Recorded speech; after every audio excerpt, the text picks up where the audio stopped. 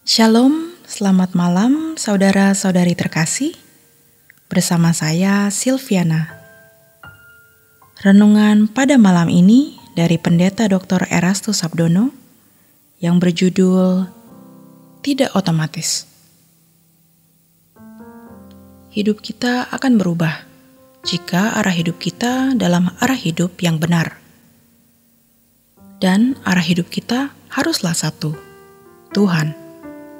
Masalahnya, bagaimana kita bisa menjadikan Tuhan sebagai satu-satunya arah tujuan hidup kita? Yaitu kalau kita benar-benar berniat, berhasrat, berkerinduan untuk menjadi seorang yang kudus dalam standarnya. Tidak bercacat, tidak bercelah di dalam pemandangan matanya. Sejatinya, ini yang harus benar-benar kita perjuangkan. Kita harus berani berkata, dan memang mestinya demikian.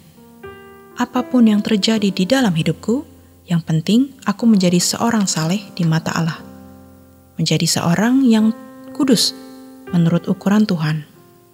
Menjadi manusia yang tidak bercacat, tidak bercelah menurut pemandangannya. Sejujurnya, banyak hal yang sebenarnya sulit kita capai dalam hidup ini. Tetapi karena kita berkerinduan kuat, kita berusaha, maka bisa berhasil. Misalnya di dalam bidang studi di mana seorang pemuda yang orang tuanya tidak mampu berkeinginan kuat untuk kuliah. Maka apapun akan dia kerjakan sehingga akhirnya bisa berhasil menjadi seorang sarjana. Ada pengusaha yang tidak memiliki modal tapi ingin memiliki kegiatan bisnis. Apapun dia lakukan. Jual tanah warisan, pinjam uang di bank, berbagai hal dilakukannya. Tidak jarang ada yang berhasil menjadi pebisnis sukses meskipun latar belakangnya demikian. Jadi ini tergantung masing-masing individu mengusahakan atau mengupayakannya. Masalahnya, banyak orang tidak percaya atau kurang percaya bahwa Allah itu benar-benar hidup, benar-benar ada, bahwa ada kehidupan di balik kehidupan di bumi ini. Kalau dikatakan tidak percaya, biasanya mereka menyangkal dan mengatakan percaya-percaya saja. Tetapi percayanya belum cukup mendongkrak hati dan gairah hidupnya untuk benar-benar mengarahkan diri kepada Tuhan. Atau kalaupun percaya bahwa Allah itu ada, mereka tidak mengerti kebenaran. Bersyukur kita mengenal Allah yang benar dan kita percaya Allah itu ada. Kita bukan tidak peduli Tuhan, peduli juga. Tetapi seberapa interest atau ketertarikan kita untuk hal ini?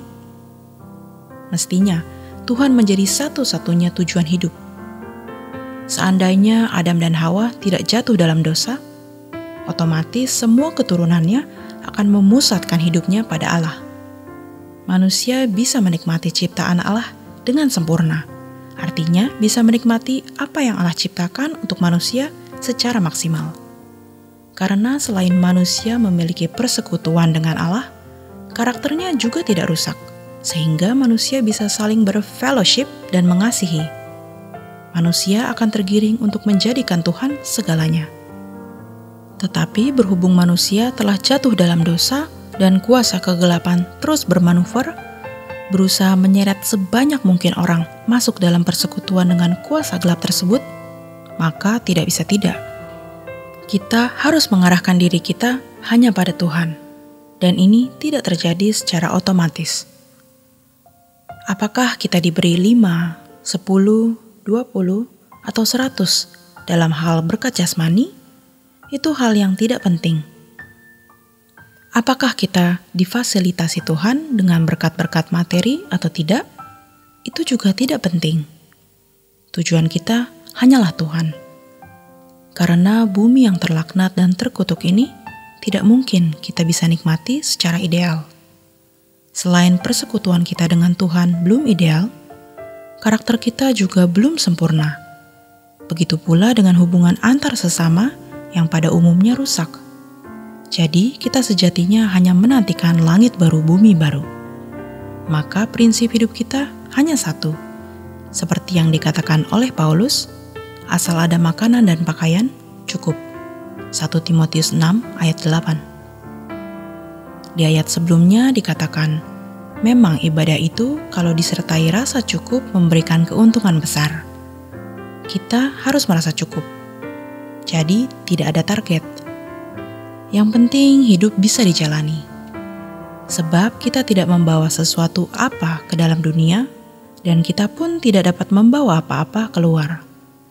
Jadi tidak ada yang kita bawa waktu kita lahir dan waktu kita meninggal pun tidak akan membawa apa-apa dari bumi ini. Asal ada makanan, pakaian, cukup. Ayat-ayat ini mengisyaratkan kebenaran yang diucapkan Tuhan Yesus di Matius 6 ayat 19. Kumpulkan harta di surga, bukan di bumi. Serigala mempunyai liang, burung mempunyai sarang, anak manusia tidak memiliki tempat untuk meletakkan kepalanya. Kita harus serius merenungkan dan memikirkan hal ini. Dan dengan rela kita menerima kebenaran ini menjadi prinsip hidup. Tujuan hidupku hanya Tuhan. Kalau Tuhan menjadi tujuan hidup kita, itu berarti kita harus mengusahakan untuk hidup kudus dan suci sesuai standar Tuhan. Ini tidak bisa terjadi atau berlangsung di dalam hidup kita dengan sendirinya. Doktrin yang banyak beredar di tengah-tengah jemaat yang disampaikan oleh pendeta-pendeta lulusan sekolah tinggi teologi seringkali hanya merupakan pengetahuan di atas buku. Tuhan sudah membenarkan kita. Kita dianggap benar di hadapan Allah. Allah melihat darah Yesus yang membungkus kita, tidak melihat keadaan kita. Kelihatannya benar, tetapi itu baru sebagian. Dan ingat, sebagian kebenaran itu dusta. Kebenaran itu harus utuh. Memang ketika kita dibenarkan, kita dianggap benar. Bapa tidak melihat keadaan kita, tapi melihat darah Yesus yang membungkus kita. Itu pernyataan yang betul. Tetapi tidak berhenti sampai di situ saja. Firman Tuhan mengatakan, kerjakan keselamatanmu dengan takut dan gentar. Jangan serupa dengan dunia ini. Inilah yang harus kita upayakan untuk menjadi manusia baru. Ingat, kata suci itu bukan hanya berarti bersih, melainkan juga termuat potensi untuk bisa berpikir dan berperasaan seperti Allah, serta memiliki keagungan karakter. Dan tentu standarnya adalah karakter Bapa sendiri. Demikian renungan pada malam hari ini. Selamat beristirahat, Tuhan Yesus memberkati.